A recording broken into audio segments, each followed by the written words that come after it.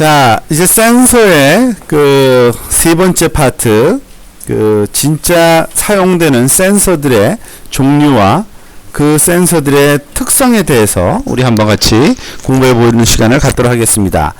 자, 센서는 그 목적에 따라서 다양한 센서들이 활용되고 있어요. 그러니까 기상 위성에서 쓰이는 센서가 따로 있고요. 육상 관측을 위한 센서가 또 따로 있고요. 해양 관측을 위한 센서가 또 따로 있습니다. 물론 위성 자체도 또 차이가 납니다. 그 내용들을 이제 하나씩 좀 배워보도록 하겠습니다. 우선 첫 번째, 기상 위성 및 센서, Weather Satellite and Sensor에 대해서 한번 살펴보도록 하겠는데요. 사실 기상 모니터링이나 예측 같은 것들이, 그러니까 대기권의 상태를 사실은 우리가 살펴보는 거죠. 이런 위성을 가지고 리모트 센싱을 한 최초의 응용 분야가 사실은 기상 분야입니다.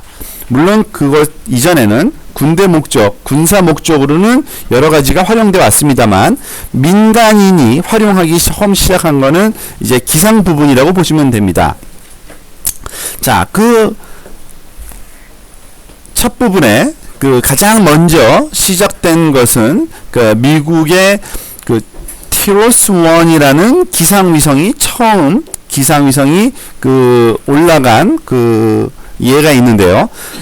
굉장히 오래전에 올라갔죠. 1960년대입니다. 그러니까 벌써 50년 전에, 한 55년 전에 이제 처음으로 티로스 1이라는 기상 관측 위성이 이제 쏘아져서 활용됐다고 보시면 됩니다.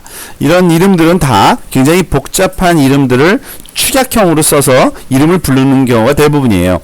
텔레비전 앤드 인프라레드 옵서베이션 세럴라이트 약자를 쓴 건데, 다른 건 몰라도 이제 인프라레드가 나오면 우리가 이건 적외선을 관측했겠구나, 짐작이 가시죠? 자, 그 다음에 한 6년 뒤에 1966년에 역시 미국 나사에서 ATS-1이라는 정지 궤도에서 30분 간격으로 지구의 굉장히 높은 곳에 위치했다는 얘기죠. 지구의 반구에 있는 소위 구름 덮임 같은 것에 대한 이미지를 제공하기를 시작했습니다. 이 ATS-1이 이제 정지 궤도에서 지구의 반을 지속적으로, 그리고 30분 간격이면 굉장히 자주 이제 이미징이 된다고 볼 수 있겠죠. 결국에는 아주 처음으로 기상 시스템의 발달과 그리고 움직임을 좀 정기적으로 모니터링 할 수 있게 된 최초의 또 위성이 ATS-1이라고도 볼 수 있습니다. 그러니까 실용적으로 활용되기 시작한 거죠. 요즘에는 거의 굉장히 많은 나라들이 자기 나라의 기상과 그런 날씨를 관측하기 위한 그런 위성을 따로따로 띄워서 보고 있는 경우가 대부분인데요. 이런 기상 관측을 위한 위성들의 특성이 두 가지로 요약될 수 있는데, 공간 해상도는 제법 거친 편입니다. 그러니까 낮은 공간 해상도를 갖는다고 보면 돼요. 왜냐하면은 굉장히 넓은 면적을 봐야 되기 때문에, 그러니까 지구의 반 정도 보거나 아니면은 그렇지 않더라도 한 3분의 1 정도, 이 정도의 크기를 관측하려면 해상도가 떨어질 수밖에 없고요. 그리고 아주 좋은 고해상도도 필요 없습니다. 기상 관측은 굉장히 광대역에 걸쳐서 일어나는 현상이기 때문에 그래요. 그렇지만 아주 좋은 시간 해상도를 가져야 됩니다. 굉장히 높은 시간 해상도를 가져야지만 되는데, 그러니까 자주 측정해야 된다는 얘기죠. 왜냐하면은 대기 상태는 육상이나 또는 그런 다른 지역과 달라서 아주 빨리 변하죠. 대기권의 상태는. 그래서 대기의 습도나 그리고 구름의 범위, 이런 것들을 연속적으로 모니터링하기 위해서는 아주 높은 시간 해상도를 요구합니다. 대표적인 기상 모니터링 또는 기상 위성은 이런 것들이 있어요. GOES라는 시스템과 노아의 AVHRR, DMSP, GMS, Meteosat 등등이 다 기상 위성의 대표적인 그런 이름들입니다. 그것을 사실은 한 개씩 지금 살펴보려고 하는 대상이에요. GOES라고 하는 거는요, Geostationary Operational Environmental Satellite의 약자예요. 즉 이름 자체가 그 자신의 기능을 다 설명하고 있습니다. 사실은 즉 정지 위성이란 얘기죠. Geostationary 위성이고 어디에 뭘 위한 거냐면은 environmental, 즉 환경을 우리가 관측하기 위한 위성이라고 보시면 됩니다. 지금 이 고즈 위성이 형태가 오른쪽에 이제 그래픽하게 설명된 내용이 있는데요. 여기에 그 기능들을 하나씩 살펴보려는 목적은 아닙니다. 전혀 그냥 이런 모양으로 생겼었다 정도만 이해하면 되고요. 보통 이 고즈 시스템이라고 하는 거는요, 미국 국립 기상 서비스를 제공하기 위해서 지구 표면과 구름 커버를 아주 자주 그리고 작은 축척으로, 그러니까 스케일이 작다는 얘기는 그 축척이 작다는 얘기니까 저해상도란 얘기입니다. 이미징 목적으로 설계됐고요. 이미 그 20년도 넘게 기상 감시 및 예측에 잘 활용되고 있는 시스템이라고 보시면 됩니다. 이런 고즈 위성은 지오스테이셔너리 그 올빗을 따른다 그랬는데, 지오스테이셔너리 올빗을 따르려면은 거의 정해져 있어요. 그 적도의 36,000km 상공의 그 높이가 바로 그 지구하고 똑같은 속도로 따라 도는 그 궤도입니다. 36,000km 상공의 적도 위에 정지 궤도로 배치되어 있고요. 하나가 아니라 두 개가 배치되어 있어서 각각 지구의 한 3분의 1 정도를 관측한다고 보시면 됩니다. 이 고즈 같은 경우에는 하나는 소위 그 경도 75도 웨스트, 그리고 이 친구는 이 위치가 어디냐면은 사실은 북미하고 남미 대서양 파트를 보는 거예요. 그러니까 미국 그 북미 대륙의 그 소위 대서양 파트면 우리가 보통 그림을 그렸을 때 오른쪽이죠, 그죠? 그쪽이 대서양 파트고요. 나머지 또 하나는 그 소위 경도가 서경 135도인데 그 위치는 주로 북미 중에서도 태평양 쪽, 그죠? 태평양 쪽이면 여러분들 쪽에서는 이런 쪽으로 생각을 하시면 됩니다. 그쪽을 모니터링한데 활용된다고 보시면 됩니다. 그래서 이 두 개의 정지 궤도를 따르는 고즈 위성이, 두 개의 위성이 그 위도는 165도 이스트부터 20도 웨스트, 그러니까 거의 그 한 185도 정도네요. 그죠? 요 두 개를 합하면. 그러니까 아마 거의 180도면은 지구의 반이에요, 정확히. 그죠? 360도로 우리가 경도를 측정하니까 그 부분을 다 측정한다고 보시면 되고요. 이 지금 요 아래쪽에 이 그 소위 두 개의 그 위성으로 커버하는 지역은 굉장히 넓어서 미국 그 남동부의 일부를 포함하고 주로 그 알다시피 거기 그 플로리다 남쪽의 그 부분에서 폭풍이 굉장히 많이 발생하는데 그 지역과 인접한 바다 영역을 잘 커버하고 있다고 보시면 되고요. 지금 보이고 있는 이 오른쪽에 있는 게 고즈 시스템으로부터 얻어진 이미지를 그 소위 지구 반구 형태로 만들어서 지금 보여주고 있는 겁니다. 이거는 그 가시 파장대 이미지인데요. 다양한 구름 패턴을 보여주고 있다는 얘기입니다. 그러니까 중간 크기의 말하자면은 그 폭풍 모양과 구름 모양과 그리고 쉼표 모양의 사이클론 폭풍까지도 여기서 잘 살펴보면 그 발달돼서 그 여기저기에 그 작동되고 있는 거를 확인할 수 있다고 말할 수 있겠죠. 자, 이런 그 고즈 시스템 같은 경우에는 고즈 1부터 고즈 7까지가 75년도부터 처음 올라가기 시작해서 92년도까지 올라간 그 고즈 7까지는 그 시간 그 커버리지가 좀 작았어요. 그러니까 그 굉장히 자주 측정하지는 못했죠. 그렇지만 그 고즈 8부터 이 번호는 뭐냐면 결국에는 그 위성이기 때문에 똑같은 그 기능을 하지만 위성에는 수명이 10년 이내에 보통 말하자면은 그 위성의 수명이 다하는 경우가 많아요. 그러니까 똑같은 위성을 또 한 번 올리고 또 한 번 올리고 그렇습니다. 그게 다 번호로 보통 매겨져요. 그래서 고즈 8 이후에는 94년도에 올라간 건데 거의 지속적인 지구 관측을 하고 있다고 보시면 되고요. 그 영상이 그 촬영되는 속도는 거의 15분 간격으로 그 대기 상태가 관측된다고 보시면 됩니다.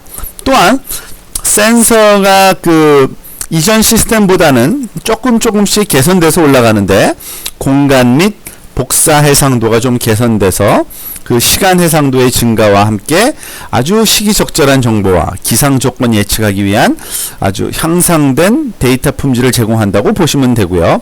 고우스 8번 이후부터는요. 이 고우스 8에는 두 가지 장비가 탑재됐다고 보시면 됩니다. 하나는 이미징 장비고 하나는 사운딩 장비라는 게 있어요. 보통 이미징이라 그러면은 여러분 알다시피 2차원적인 평면 상태의 정보를 얻는 걸 이미징이라 그러고요. 사운딩은 한 점에서 깊이 방향으로의 그러한 그 정보를 얻는 장비를 사운딩 장비라고 얘기를 합니다. 자, 영상화 장비, 즉 이미저 같은 경우에는요.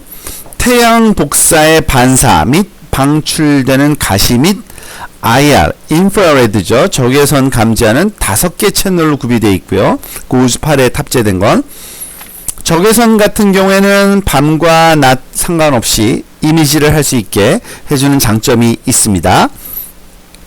그리고 센서 포인팅 및 스캔 선택 기능이 있어가지고 기상학자들이 그 개선된 단기 예보를 돕기 위해서 특정 날씨 문제를 그 모니터링 할 수 있게, 그러니까 바라보는 그 대상을 변화를 줄 수도 있다는 얘기죠. 그리고 이미저 데이터는 그 10비트 복사 해상도를 가집니다. 그 복사 해상도가 굉장히 좋죠. 10비트면은 그 2의 10승이니까 1024 밝기값에 가장 1023이죠. 밝기값은 1024개의 밝기값으로 대상을 측정한다고 보시면 되고요. 그 지구 표면에 있는 로컬 사용자 단말기에 직접 전송되기 때문에 거의 실시간에 대상을 확인할 수 있도록 해주는 장점이 있고요. 사운딩 장비 같은 경우에는 그 19개의 채널로 구성되어 있다고 보시면 됩니다. 굉장히 채널이 많고요. 즉, 이 중에 19개 중에 18개는 열적외선 밴드고 1개만 가시대역 밴드입니다. 그러니까 이 사운딩 장비는 그 주로 열적외선을 아주 촘촘하게 측정을 해서 대상의 그러한 그 변화를 감지하는 데 사용되는데, 공간 해상도는 거의 뭐 떨어져서 8km 정도로 아주 공간에는 저해상도지만 복사 해상도는 굉장히 더 높게 측정합니다. 13비트로 측정을 해요. 즉 1024에다가 8을 곱한, 그죠?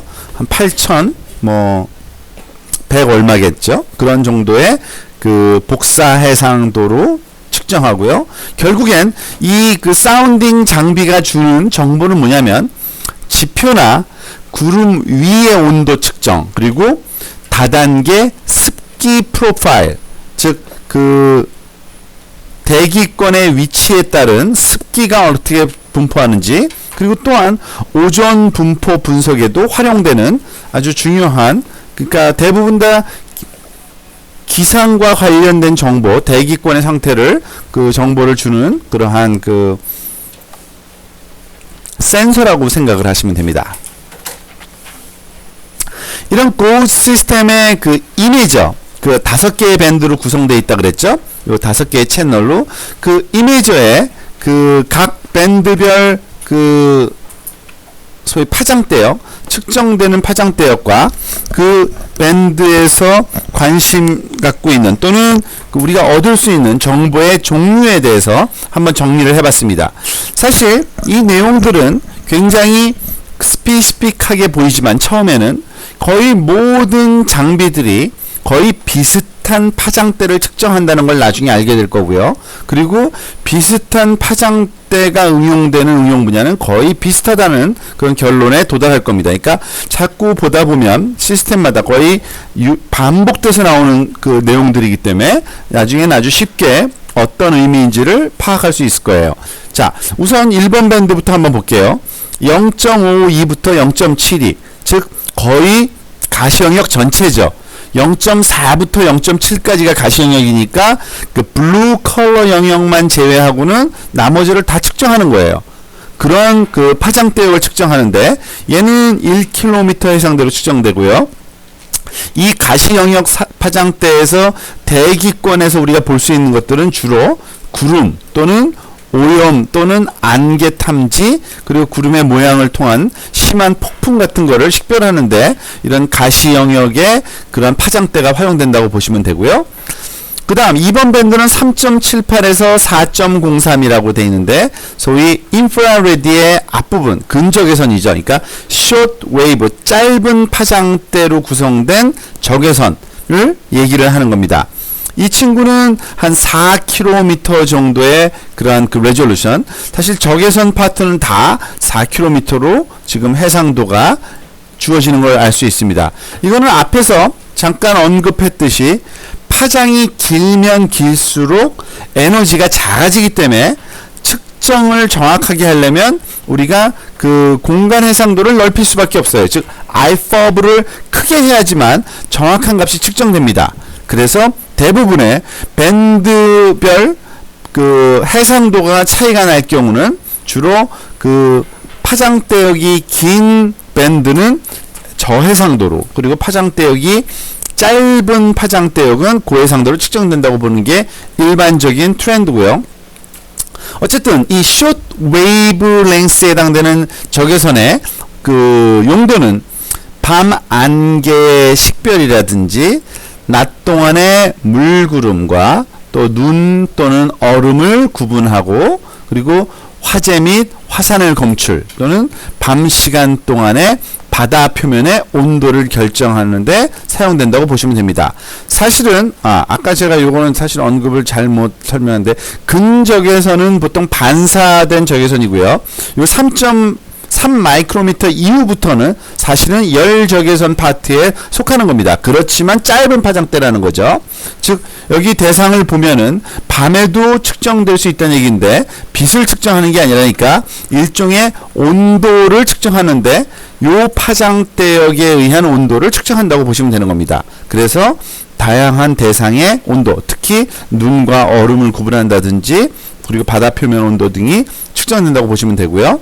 세 번째 밴드에는 6.47에서 7.02 주로 upper level water vapor라고 되어 있는데, 즉 대상이 바로 그 소위 대기권 상층부에 있는 그 소위 그 수증기를 측정한다고 보시면 됩니다. 그 정보를 주는 거죠. 즉 중간 수준의 수분 함량과 그리고 대기의 수평 이동 영역을 추정할 수 있고, 중간 수준에서의 대기 움직임 추정, 주로 그 대기권에서의 중간 부분의 그 소위 값이 주로 요 파장대에서 측정된다고 보시면 되는 겁니다. 10.02에서 11.2에 해당되는 그 4번 밴드는 소위 그 long wavelength infrared라고 할 수 있는데, 이 친구는 주로 구름 이동시키는 바람이라든지 심한 폭풍과 폭우를 식별할 수 있게 해주는 파장대역이고요. 11.5에서 12.5는 그 고즈 시스템에서 측정하는 가장 긴 파장대역인데 주로 그 워터 베퍼, 즉 수증기에 주로 반응한다 그러죠. 즉 낮은 수준의 수분 식별, 그리고 해수면 온도도 결정하고 공기 중에서 어느 게 먼지고 어느 게 화산재인지를 감지하는데 요 파장대가 활용된다고 합니다. 지금 그 대표적인 고즈 시스템에서 얻어진 그 그림 몇 개를 지금 보여주고 있는데, 지금 한번 볼까요? 지금 그 1996년 9월 미국 남동부 바하마, 뭐 잘 아는 그 폭풍 모양이 딱 보이고 있죠? 허리케인이, 그 이름이 허리케인 프렌이 왔을 때인데 그 당시 강력한 허리케인이 하나 왔었는데 이것을 적외선 이미지로 촬영한 것인데, 보여주기는 그래픽하게 보여주기는 흰색을 가장 차갑고 높은 그 고도의 구름을 표현한 거라고 보시면 됩니다. 자, 거기 오른쪽 위에 있는 이 그림이 좀 특이한 이미지인데요. 수증기 이미지입니다. 수증기 이미지. 자, 무슨 말이냐면 6.7 마이크로미터 영역에 그 수증기에 의한 복사 에너지를 기록할 수가 있는데, 고즈 시스템은 6.7 마이크로미터면 어느 파장대인가 한번 볼까요? 여기네요. 그러니까 3번 파장대입니다. 그러니까 3번 채널. 3번 채널이 6.47부터 7.02인데, 그 얘기는 뭐냐면 이 3번 채널로 측정한 그 대상을 지금 그 여기 이미지로 한번 보고 있는 겁니다. 이 이미지는 어떻게 보면 열 적외선과 조금 비슷하긴 하지만 좀 덜 명확한 경계를 보이는 그런 경향을 좀 보이고요. 주로 그 대기권의 순환하는 모양을 보여줍니다. 즉 하루 동안 순환 패턴을 모니터링할 수 있게 해주고, 날씨 지도의 빠른 업데이트를 허용하기 위해서 대기 바람의 속도와 방향을 추정할 수 있게 해줘요. 즉 앞에서도 사실은 그래픽이 없이 말로만 설명돼서 그런데, 지금 보면은 그 대기의 수평 이동 현상을 우리가 바라볼 수 있게 해주는 게 바로 요 6.7 마이크로미터 대역인데, 똑같은 시간과 똑같은 대상을 측정한 거예요. 아래쪽에 있는 게. 그렇지만은 이거는 그 소위 그 가시 영역대 컬을 그 좀 컬러 이미지로 지금 표현했을 뿐인데, 지금 보다시피 그 수증기의 이동 양상을 우리가 가시 영역으로는 알 수가 없다는 얘기입니다. 그냥 지구 표면만 보이는 거예요. 근데 대기권에 어떻게 그 순환하는지에 대한 추가적인 정보, 즉 수증기 이미지를 통해서 그 대기권을 우리가 그 이동하는 방향 또는 날씨의 변화를 미리 예측할 수 있는 이런 장점이 있죠.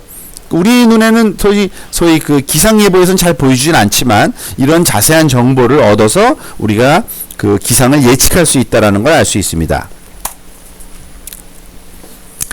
노아 AVHRR에 대해서 한번 또 살펴보겠는데요. 지금 그러니까 기상위성 얘기를 하면서 대표적인 거 고즈 시스템 한번 살짝 언급한 거고요. 두 번째로 그 대표적인 기상 위성인데 노아 위성이라는 게 있습니다. 노아 위성은 그 미국 그 해양국이에요. 사실은 그 해양국 그 이름인데, 그 거기서 쏘아올린 위성이고, 거기에 탑재된 센서 이름이 AVHRR이라는 센서가 거긴 탑재되어 있어요.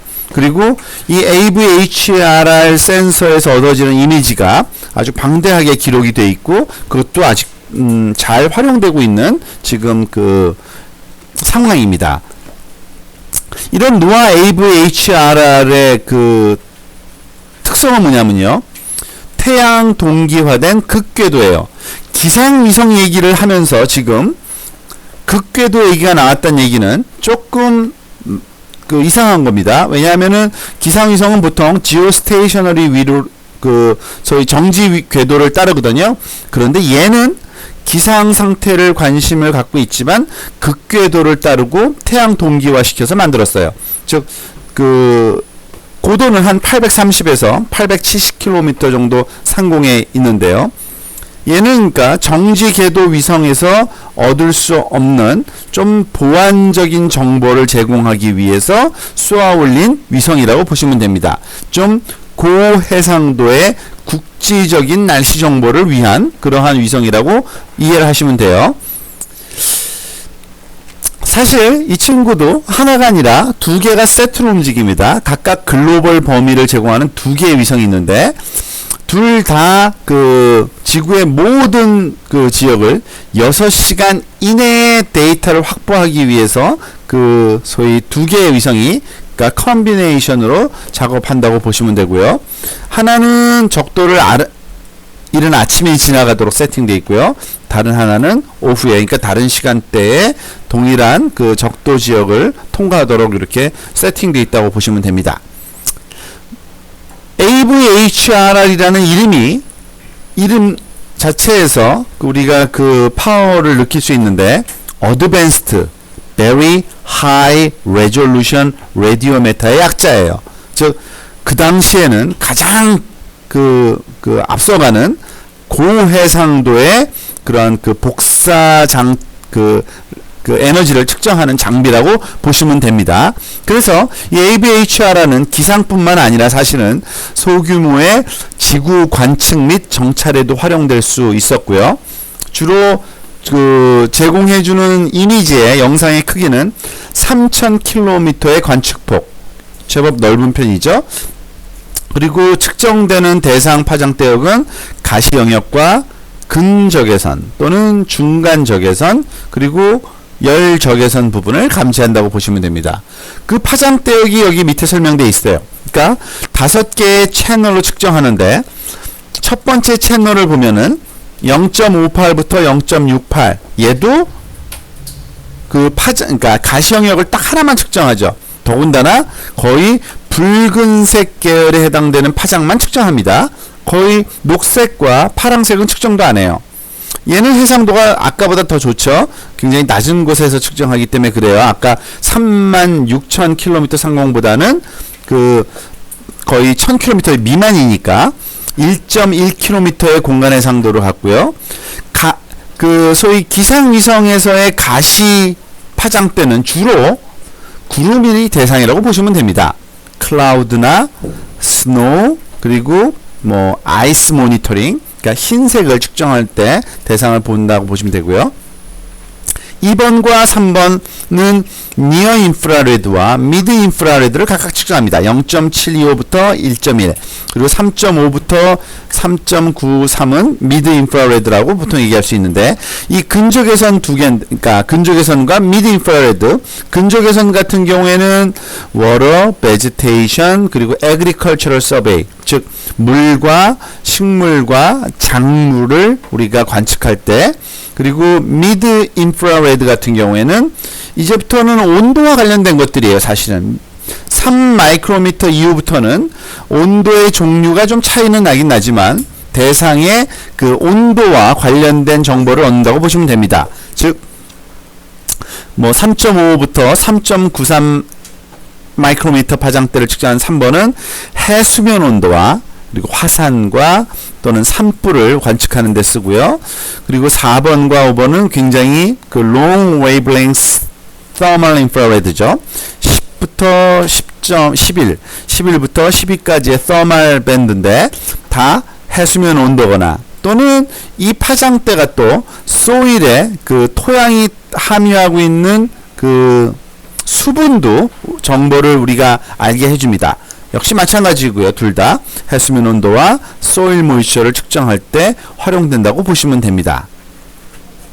이 노아 AVHRR은 그 어떻게 전달하냐 또는 어떤 해상도로 전달하느냐에 따라서 4개의 작동 모드가 있습니다. 그러니까 데이터 취득과 후에 포맷을 바꿔서 전달을 해요. 그러니까 배포하는 포맷이 4가지 포맷이 있다고 보면 됩니다.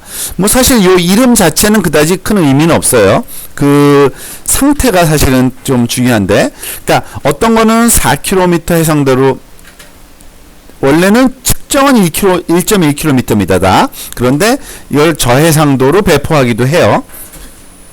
고해상도로 배포하기도 하고요. 그리고 직접 찍자마자 전송하기도 하고요. 기록한 다음에 나중에 고해상과 저해상으로 전달하는 2가지 컨비네이션이니까 총 4가지 포맷이 있어요.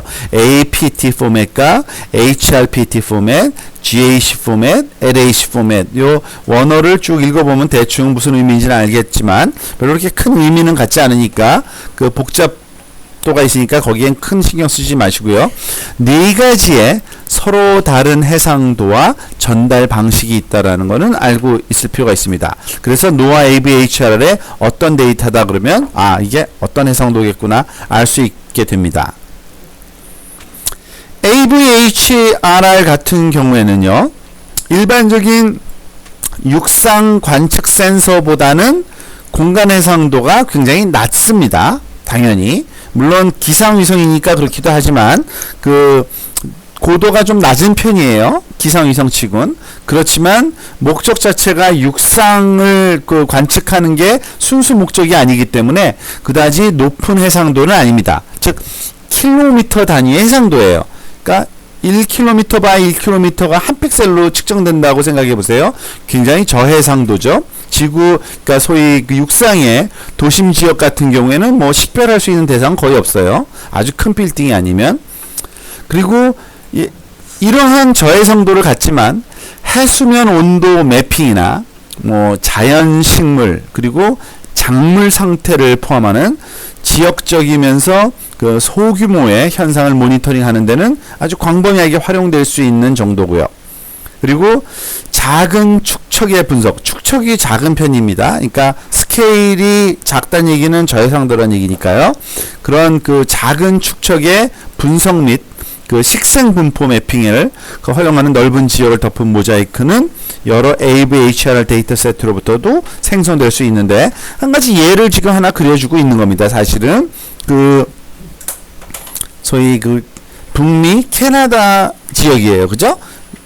요 아래쪽이 미국이고 요 위 컬러링 된 부분이 캐나다 지역에 있어서의 굉장히 넓은 분포를 그 보여주고 있는데, 그 식물 분포, 식물의 생태 분포를 컬러로 한번 표현해 주는 건데, 이 정도 스케일의 그 식물 분포를 우리가 AVHR 자료를 가지고서 우리가 분석해낼 수 있다라는 거를 한 가지 예를 통해서 지금 우리가 확인할 수 있겠습니다.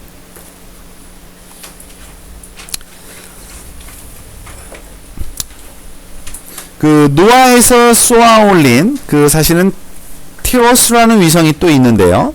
그 티오스 위성에서 티오스 센서라고 그 해석을 할 수 있겠네요. 노아에서 쏘아 올린 위성은 다 노아로 이름을 붙이니까 그 해수면 온도를 한번 지금 보여주고 있는 겁니다. 즉 해수면 온도 지금 그 아시다시피 지구를 그 표현하는데 육상은 다 검은색으로 지금 지워버렸고요. 그 이외의 지역만 보이고 있는데 컬러로 표현되고 있죠. 즉 그 노아 그 위성에서 촬영된 그 이미지를 가지고 우리가 해수면 온도를 지금 빨간색은 높은 해수면 온도, 그리고 파란색은 낮은 해수면 온도로 측정돼서 전체 글로벌 스케일의 해수면 온도를 보여주고 있는데, 아마 여러분들 이건 많이 봤어요. 우리가 그 소위 그 지구 온난화의 원인이 되는 엘니뇨 현상이 왜 생겼다, 어디다, 그 증거로 이런 그 어느 지역의 수온이 높다 낮다라고 보여줄 때 많이 활용되는 이미지 중에 하나고요. 그리고 또한 식물 분포도 이렇게 글로벌 스케일로 그 보여줄 수가 있는데, 여름 식생을 보여주는 북반구에서의 이건 적외선 컬러 이미지 모자이크입니다. 적외선 컬러 이미지는 어떤 이미지라고 그랬죠? 이렇게 붉을수록 그 식물이 그 많이 존재하는 지역이 더 붉게 나타나는 그러한 그 그림을 지금 우리가 보고 있습니다. 또 다른 그 기상위성 몇 개를 더 조금 추가로 살펴볼게요. 사실은 그 노아 AVHR라고 고우즈 시스템이 대표적인 건데요. 기상위성은 그 DMSP라는 위성이 있습니다. 이것도 약자인데 이름만 봐도 대충 뭔지를 알 수 있는 거예요.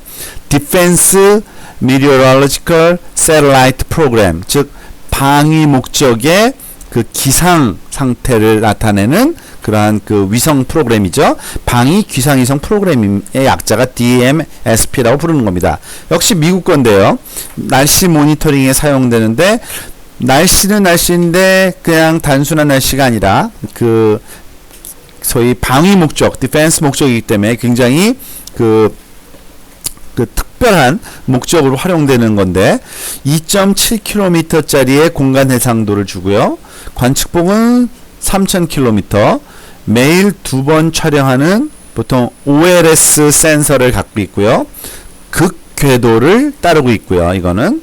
그리고 두 넓은 대역을 측정합니다. 하나는 그 가시화 근적외선 하나 0.4에서 1.1, 그리고 나머지 하나는 열적외선 10 마이크로미터부터 13.4 마이크로미터. 지금 앞부분에서 계속 여러 개의 위성과 여러 개의 센서를 나올 때마다 밴드가 측정하는 파장대가 다 달라요. 비슷한 데도 있지만 똑같은 데는 극히 드물어요. 왜냐하면은 그 파장대를 결정을 잘해야 우리가 관심 갖는 목표물의 성질을 아주 잘 측정할 수 있기 때문에 그렇습니다.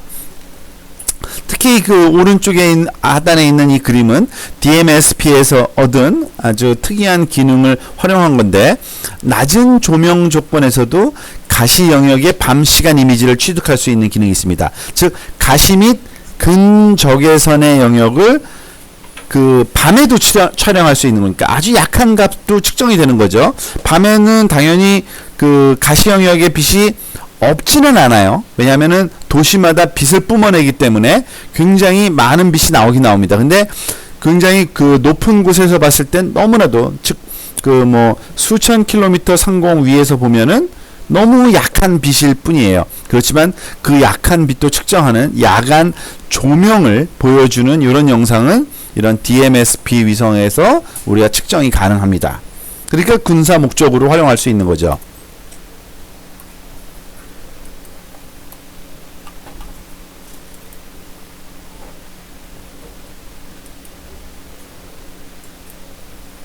자, 또 다른 그 기상위성 그 몇 가지를 더 살펴보겠습니다. GMS라는 게 있고요. 일본에서 쏘아 올린 것, 그리고 미디어셋이라는 그 유럽에서 쏘아 올린 그 두 가지가 또 있어요. 뭐 이름이 다 거기서 당연히 뭐 대충 M은 미디어라는 얘기입니다. 그 소위 그 기상이라는 뜻의 단어죠. 그리고 미디어셋은 기상 세럴라이트라는 얘기고요.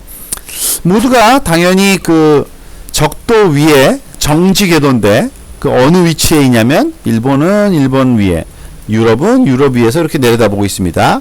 그리고 둘 다 고즈하고 비슷하게 한 30분 간격의 지구 영상을 제공한다고 보시면 되고요. GMS는 2밴드 시스템이고요. 미디어셋은 3밴드 시스템입니다. 볼까요? 2밴드 같은 경우에는 그 0.5에서 0.75 가시 영역 하나랑 10.5에서 12.5 열적외선 하나라는 걸 알 수 있습니다. 그리고 열적외선은 당연히 해상도가 좀 떨어져요. 5km. 그 가시 영역은 1.25km의 해상도고요. 미디어셋은 가시 영역과 그 서마를 측정하지만 추가로 이 미디엄, 그러니까 미들 그 웨이브랭스를 갖는 그러한 그 인프라레드 하나 더 측정합니다. 살펴보면 자세히 0.4부터 1.1 그리고 2.5km 레졸루션, 그리고 미드 인프라레드는 5.7에서 7.1, 더멀 인프라레드는 10.5에서 12.5 5km 레졸루션으로 측정되고, 지금 밑에 있는 그림이 바로 그 소위 이 GMS에서 찍은 그 소위 구름 사진과 미디어셋에서 찍은 구름 사진을 각각 보여주고 있는 그런 그 예입니다. 그러니까 대충 보면은 그 위성이 기상을 관측하기 위해서는 그 두 가지가 다 있긴 있어야 되는 거예요. 가시 영역과 서멀이 가장 중요한 그 대상이라는 거를 우리가 여러 가지 예를 통해서 알 수 있게 해줍니다. 그 다음은 랜셋 육상위성인데 좀 새로운 주제인데요.